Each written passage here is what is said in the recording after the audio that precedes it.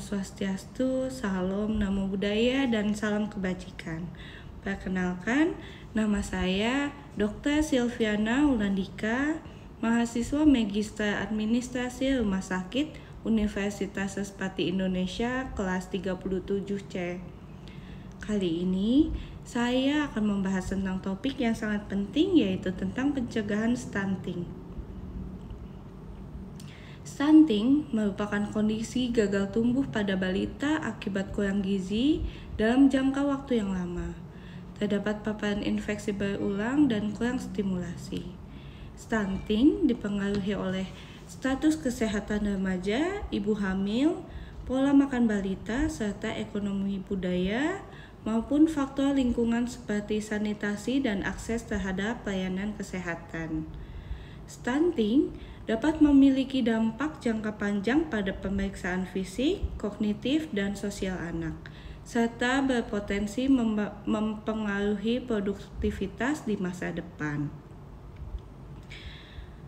Menurut studi status gizi Indonesia tahun 2021, 1 dari 4 anak Indonesia mengalami stunting. Kurang lebih ada 5 juta anak Indonesia yang mengalami stunting. Lalu di Indonesia sendiri menargetkan angka stunting turun hingga 14% pada tahun 2024. Sementara angka stunting di tahun 2021 mencapai 24%. Dan pada tahun 2023 angka stunting berada di angka 21,6%. Penurunan stunting ini terjadi di masa pandemi dan bukan terjadi di masa biasa. Menteri Kesehatan Budi Gunadi Sadikin mengharapkan di masa yang normal tahun ini terdapat penurunan kasus stunting yang diharapkan bisa lebih tajam lagi sehingga target penurunan stunting di angka 14% di tahun 2024 dapat tercapai. Serta jumlah yang paling banyak penurunan angka stunting adalah Jawa Barat, Jawa Timur, Jawa Tengah, Sumatera Utara, dan Banten.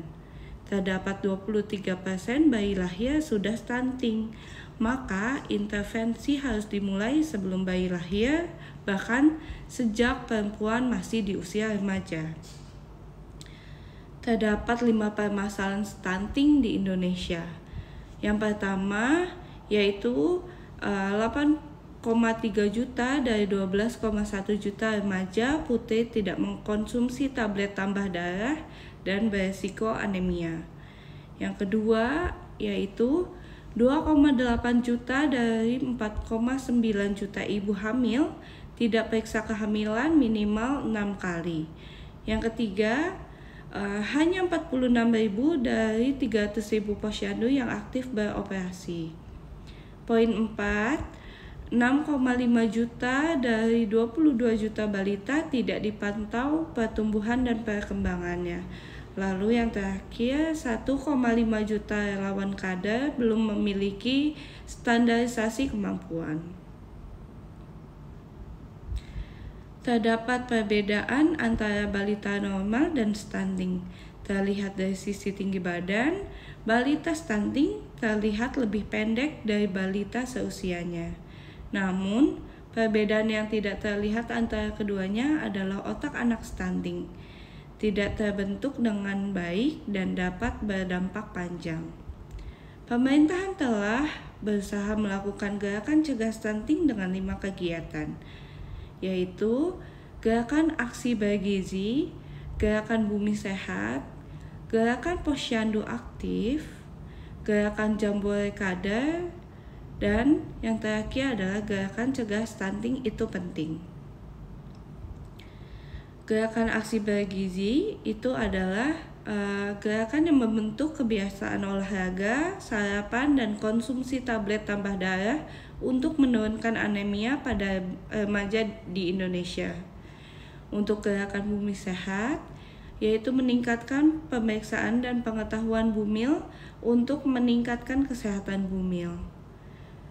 Gerakan posyandu aktif, yaitu meningkatkan cakupan tumbuh kembang balita di posyandu untuk deteksi dini dalam mencegah balita gizi kurang dan stunting. Gerakan jambore kada meningkatkan kapabilitas kada dalam memberikan pelayanan. Dan yang terakhir adalah gerakan cegah stunting itu penting, yaitu untuk mengedukasi masyarakat tentang stunting dan pencegahannya melalui pesan ABCDE. Dengan tagline, cegah stunting itu penting. Pesan ABCDE bebas stunting yaitu A. Aktif minum tablet tambah darah. B.